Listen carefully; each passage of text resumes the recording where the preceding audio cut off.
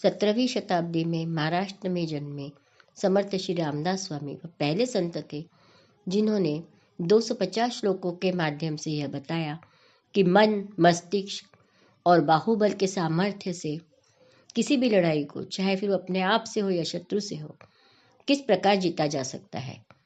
उनके यह मौलिक विचार बच्चे, बूढ़े, युवा सभी के लिए बहुत ही लाभकारी हैं। अतः ये विचार उनके केवल महाराष्ट्र तक सीमित न रहे, इनका प्रचार प्रसार संपूर्ण भारत में हो। इस उद्देश्य से मैंने संपूर्ण 250 श्लोकों का हिंदी सरल भावानुवाद करने का संकल्प किया है। इस श्रृंखला की यह 8वीं कड़ी। मूल मराठी श्लोक। देहे त्यागिता कीर्ति मागे उरावी, मना सज्जना हेची क्रिया धरावी, मना चंदनाचे परित्वा झिजावे, परी अंतरी सज्जनानी ववावे। हिंदी अनुवाद। देह नश्वर कीर्ति शाश्वत यही सत्य जान तू, चंदन अपना अस्तित्व मिटाता पहरता जनों का, तू भी संताप हर जनों का यह मार्ग अपना तू। भगत सिंह, चंद्रशेखर आजाद, जगदीश चंद्र बोस, राणा प्रताप, विनायक दामोदर सावरकर, कितने ही नाम गिनाए जाए कम ही है। आज ये सब देह रूप में हमारे सामने नहीं है, परंतु उनकी स्मृतियां हमारे स्मृति पटल पर हमेशा के लिए बस गई है। स्मृति रूप में वह आज भी हमारे सामने जिंदा है और अपने कार्य से हमें भी प्रेरणा दे रहे हैं। स्वामी श्लोक के माध्यम से हमें यही बताना चाहते हैं कि हमें प्रयास करना है कि देह तो नश्वर है, आज हम हैं, कल नहीं रहेंगे, परंतु कीर्ति रूप में हमें सबके मन में बसना है। कुछ ऐसा कार्य करना है जिसे सब हमें याद रखें।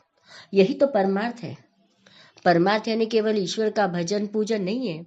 संसार के सभी पेड़ पौधे, हमारे देशवासी, हर एक के लिए हमारे मन में एक श्रद्धा की भावना हो, उनकी प्रगति की आस हमारे मन में हो, उनके प्रगति के लिए हम तन मन धन से प्रयत्नशील रहे।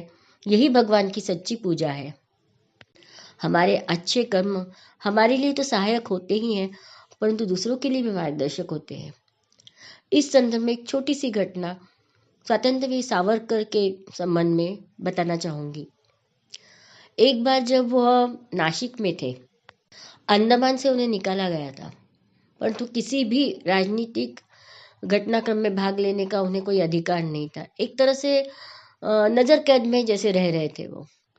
उसी समय एक कुछ जुलूस निकल रहा था, उसमें वो जा रहे थे, बहुत भीड़ थी और एक आदमी को उनकी हत्या का काम सौंपा गया था।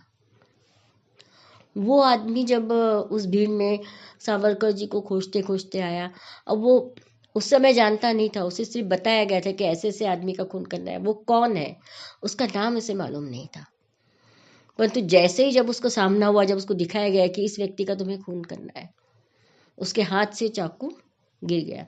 वो तुरंत जाके उनके पैरों पर गिर पड़ा। उन्होंने कहा, आपने मुझे पहचाना? बोली, नहीं। अंडमान जेल में आप हमें पढ़ाया करते थे, आप हमारे गुरुजी हैं। अपने गुरुजी का वध मैं कैसे कर सकता हूँ? और उसके बाद वो उनके कार्य में उनके साथ हो लिया। इस तरह हमारे अच्छे कर्म हमेशा हमारी सहायता करते हैं। इन महान आत्माओं की बराबरी तो हम नहीं कर सकते, परंतु हम इतना तो कर सकते हैं कि हम जानते हैं कि आज हम हैं पर कल नहीं रहेंगे, ये सत्य है। तो क्यों ना हम कुछ ऐसे काम करें कि किसी न किसी की स्मृति में हम बस जाए। जय जय रघुवीर समर्थ।